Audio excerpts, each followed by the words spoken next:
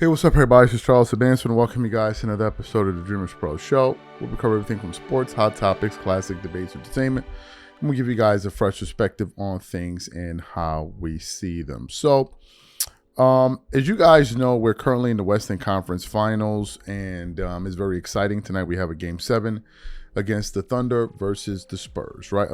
Featuring the Thunder versus the Spurs. And it's a very exciting one. I'm going to make my pick right now. I'm going to ride with the Spurs. I picked them to win the series in 6. If I thought they were good enough to win in 6, I should think they're good enough to win in 7, I would think. So if they lose, they lose, but that's who I'm rolling with, right? But as we're talking about these Western Conference Finals, Victor Wembanyama is emerging.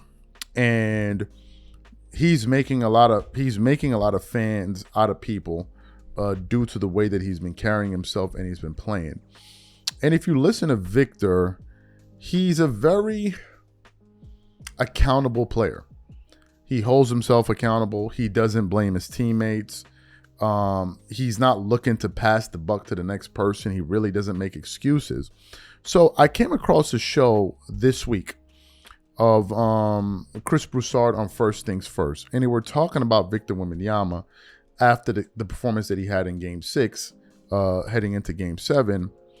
And Chris Broussard started to talk about Victor's competitive spirit, the way he holds himself accountable, the way he holds his teammates accountable. And as I was listening to Broussard here, it became clear to me that, like, Chris is perfectly explaining why Victor Wembanyama will be a greater player, most likely, than LeBron James. And the reason for that is this. Although LeBron is a great player, top 10 player of all time, some people have top 5, some people even have him as a GOAT. There's one thing that we cannot escape with LeBron, and that is his unwillingness to hold himself accountable. And the narrative, or rather the thing that has followed him throughout the course of his career, which is his teammates constantly being blamed for his shortcomings. And whenever he loses, it's always someone else's fault, right? When Victor has lost certain games in these playoffs, they pointed right at him. And it's something that I believe that Chris was saying inadvertently. He probably didn't realize he was saying it, but I think that's the point that he was getting across. But before we even get into Chris Broussard's comments, today's video is brought to you by our sponsor, PrizePicks. All right, guys, the regular season is wrapped up and the NBA playoffs are finally here, and there's no better way to cash in on all of the high-flying hoop action than PrizePicks, a preferred partner of the NBA. Every bucket, every dime, every win means when you're making lineups on PrizePicks. And here's something you didn't want to sleep on. PrizePicks has the Do It Live 2026 NBA Finals sweepstakes going on right now. Make a $5 lineup with at least one live NBA player pick during the playoffs, and you could win a trip for 2 to the NBA Finals. That alone is reason enough to check out PrizePicks right now. I've been making lineups on the Celtics and Lakers players, and it makes watching the playoffs so much more fun. It's simple. Just pick more or less on player projections across basketball, baseball, hockey, and more. You can even pick the same player up to 3 times in the same lineup with stacks. And if your picks get off to a hot start, cash out early with easy payouts before the game even ends. PrizePicks is now available in all 50 states. Download the PrizePicks app today and use code CLNS to get $50 in lineups after you play your first $5 lineup. That's code CLNS to get $50 in lineups after you play your first $5 lineup. PrizePicks, a preferred partner of the NBA. Okay, perfect. So what I want to do is I want to play what Chris Broussard had to say here. I want you guys to listen to it fully, and I'm going to come back and continue on the show. Take a listen to this here.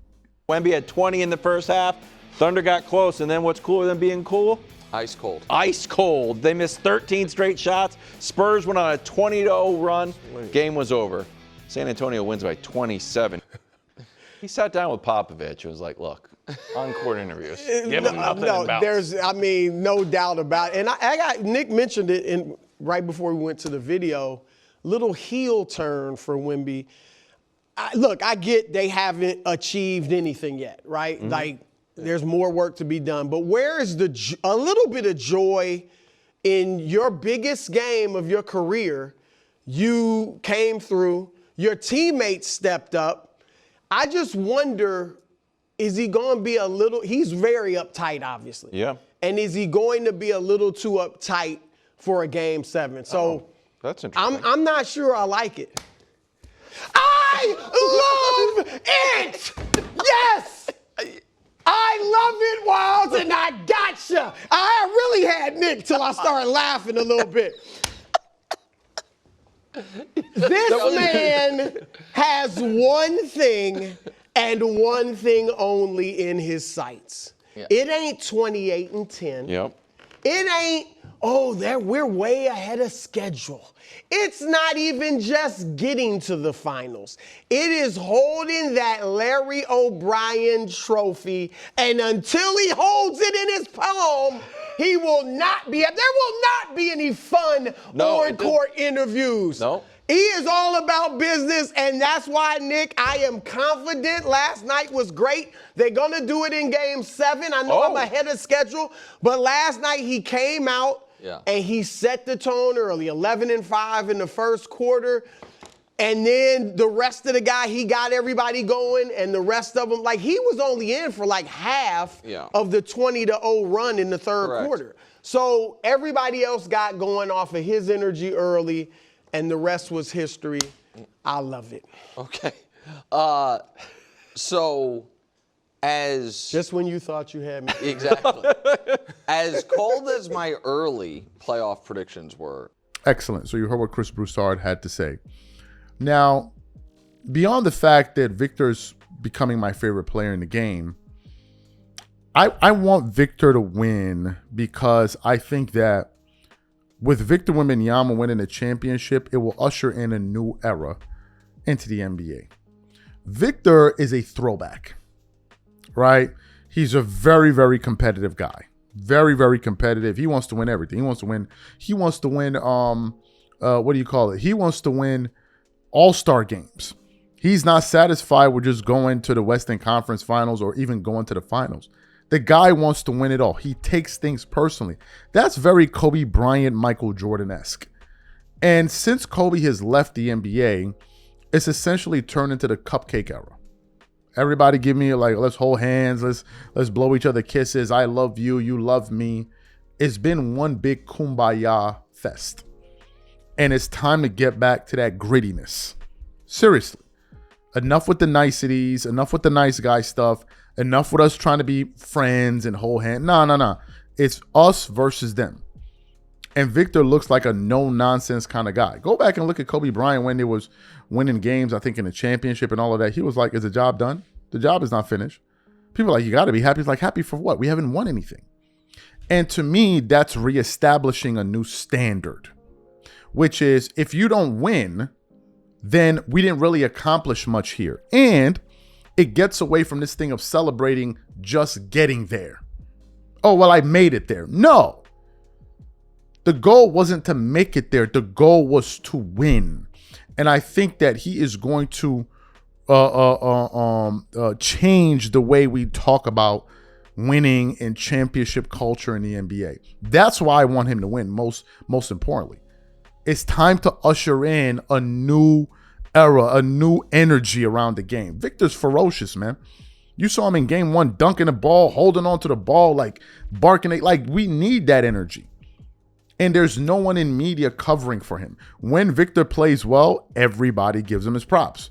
When he doesn't play well, people call him out, as it should be. And that's the way it has always been. For LeBron, that has not been the case. It's always been his teammates or this or his coach or that. No, you're the one. I even had a LeBron fan ask me in a live the other day. He was like, so if Victor Wembanyama goes to the championship round and doesn't win, are you going to hold it against him? I'm confused. Is he not going to be playing on the floor? Is he not there? What do you mean hold? Of course I am. Because if Victor won, I'd be praising him. No, we're not doing that corny stuff no more, man. We're done with that whole corny, oh, you got there, it's not his fault. Nah, bro. You got there, it's great. You didn't win, so you didn't win. And if you don't play well, we're going to hold it against you. Because if you play well, we're going to praise you. So I just pray he wins the championship just for that alone, man. Let's bring back the grit back to the game, man, and get back to the essence of it all. It's become too much about storylines and narratives and crafting it and blaming this guy. No. Let's usher in that new energy that we need back in the league. That's why I want Victor to win, and that's what Chris Broussard was saying here. These are my thoughts. Whatever you guys think, leave them in the comments, and we catch you on the next show. I'm out. Peace.